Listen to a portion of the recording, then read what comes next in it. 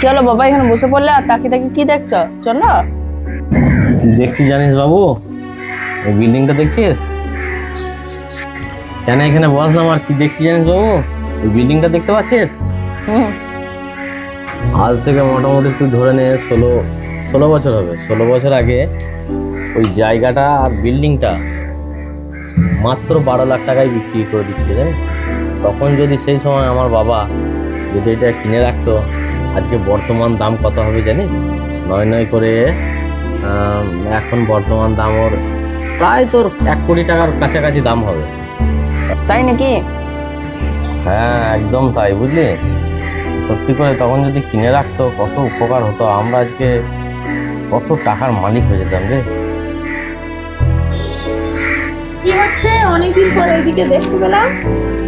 হ্যাঁ হ্যাঁ, এই একটু এইদিকে যাচ্ছিলাম, তো যেতে যেতে পুরোনো দিনের কথা একটু মনে পড়ে গেল, তাই ছেলেটাকে এখনই বলছিলাম যে ওই যে বিল্ডিংটা রয়েছে, ওই বিল্ডিংটা আজ থেকে মোটামুটি 16 বছর আগে 12 লাখ টাকায় দিতে চেয়েছিল। তখন যদি আমার বাবা কিনে রাখতো, আমরা কত লাভবান হতাম, এই কথাটাই বলছিলাম ছেলেটাকে।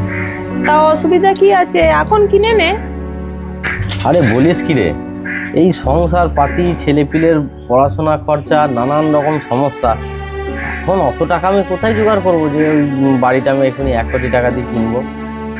তুই যদি বাড়িটা এখন কিনিস, মোটামুটি 16 বছর পর বাড়িটার দাম কত হতে পারে বল দেখিনি?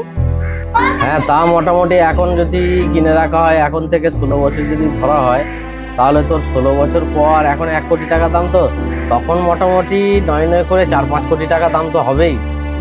তাহলে তুই ভেবে দেখ, তোর বাবা যখন কিনতে পায়নি তখন 12 লাখ টাকা দাম ছিল, এখন সেটা 1 কোটি দাম হয়েছে। আর তুই এখন সংসার পাতি চালিয়ে জায়গাটা যদি কিনতে পারিস, আরো 16 বছর পর 4-5 কোটি টাকা দাম হবে। তাহলে দেখ তোর বাবা কি করে কিনবে, ছেলে পিলে সংসার সামলিয়ে কি করে ওই 12 লাখ টাকা দিয়ে জায়গাটা কিনবে বল দেখিনি? হ্যাঁ, একদিক থেকে কথাটা তুই ভুল কিছু বলিস নাই, ভেবে দেখলে তাই বটে। সবারই পরিস্থিতি সবসময় একই রকম থাকে। আমি যেমন মনে করছি যে আমার বাবা যদি আজ থেকে 16 বছর আগে কিনে রাখতো, তাহলে এত টাকা দাম হতো।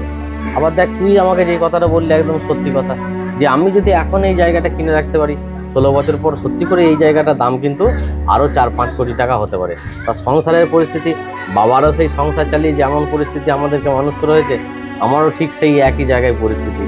তো সত্যি করেই বটে, বাবার দোষ দিয়ে দিয়ে শুধু শুধু লাভ নাই। বাবাকে যদি দোষ দিই, পরবর্তী প্রজন্ম আমার ছেলে আছে, আমার ছেলেও তো আমাকে সেই একই দোষ দেবে, তাই না? ঠিক বলেছিস, আমার কিন্তু এতক্ষণে মাথায় কথাটা খুব ভালোভাবে ঢুকলো, বুঝলি? হ্যাঁ, ঠিক বলেছিস। এই কথাটা বোঝানোর জন্যই আমি তোকে এই কথাটা বললাম। শুধু বাবা দোষ দিলে হবে না, পরিস্থিতি মানুষের না সবসময় একই রকম থাকে, বুঝলি? হ্যাঁ, তুই একদম ঠিক কথা বললি। চ বেটা চ, এসব ভেবে লাভ নাই, চ।